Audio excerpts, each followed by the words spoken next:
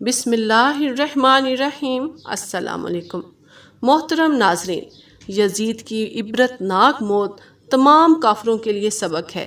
ایسی موت اور بیماری نہ یزید سے پہلے کسی کو آئی اور نہ اب تک کسی کو لاحق ہوئی۔ یزید کیسے اور کس بیماری سے ایڑیاں رگڑ رگڑ کر مرا، وہ تمام آج کی ویڈیو میں۔ محترم ناظرین، یزید کا یہ خیال تھا کہ ظلم، سختی اور سب کو ڈرا کر وہ سب سے بیعت لے لے گا، لیکن جب لوگوں نے نبی کریم صلی اللہ علیہ وآلہ وسلم کی بیٹیوں اور نواسیوں کے ساتھ یہ دیکھا کہ انہیں کیسے کربلا کے میدان سے یزید کے دربار میں لے جایا جا رہا ہے، یہ دیکھ کر لوگوں کا ضمیر جاگنے لگا اور انہوں نے یزید کی بیعت کرنے سے انکار کر دیا۔ لیکن یزید جس کو اپنے خلاف دیکھتا اس کا سر اڑا دیتا۔ مدینے کے لوگوں نے تو بالکل ہی یزید کی بیعت سے انکار کر دیا، جس کی وجہ سے یزید نے مدینے پر حملہ کر دیا۔ ظلم کی انتہا دیکھیں، اس نے کئی دن تک مدینے میں اپنے گھوڑے باندھے اور حضرت محمد صلی اللہ علیہ وآلہ وسلم کی قبر مبارک کی بے حرمتی کی، کئی لوگوں کو شہید کر دیا، یہاں تک کہ خانہ کعبہ کو بھی نذر آتش کر دیا۔ اس واقعے کو آج بھی واقعہ ہیرا کے نام سے یاد کیا جاتا ہے۔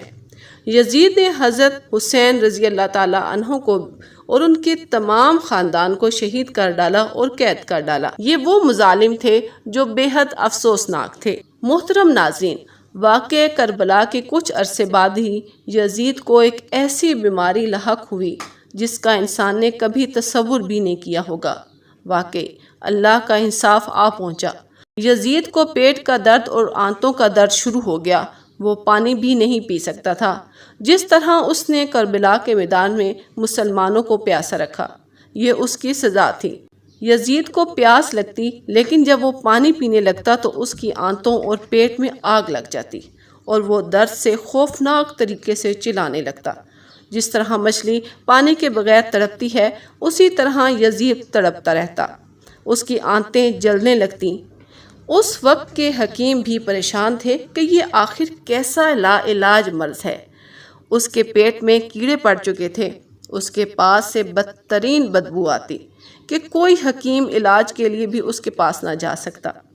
اس نے اپنے بیٹے معاویہ کو تخت حوالے کرنے کے لیے بلایا، لیکن اس نے یہ کہہ کر یزید کی پیشکش کو ٹھکرا دیا کہ میں اس تخت پر لعنت بھیجتا ہوں جس پر حضرت محمد صلی اللہ علیہ وآلہ وسلم اور ان کے خاندان کا خون ہے۔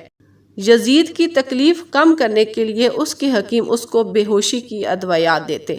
اسی بے ہوشی میں ایک دن وہ کہنے لگا کہ میرا بندر کہاں ہے؟ بتایا گیا کہ وہ تو جنگل کی طرف ہے۔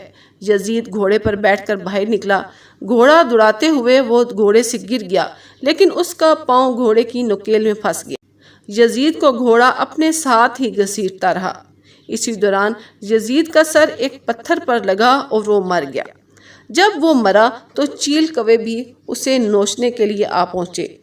لوگوں کو بڑی مشکل سے یزید کی لاش ملی، جو نہ نہلانے کے قابل تھی نہ کفن دفن کے قابل تھی۔ اسی طرح اس کی بچی کچی علائش کو اٹھا کر ایک گڑھے میں پھینک دیا گیا، جو آج بھی دمشق میں نہایت بدبودار اور کچرے والی جگہ پر موجود ہے۔ یہی انجام ہوتا ہے ظالم کا۔ جیسا کہ حضرت علی رضی اللہ تعالیٰ عنہ نے فرمایا تھا کہ کافر کی حکومت تو رہ سکتی ہے، لیکن ظالم کی حکومت نہیں رہ سکتی۔ تو ناظرین، یہ تھی آج کی ویڈیو۔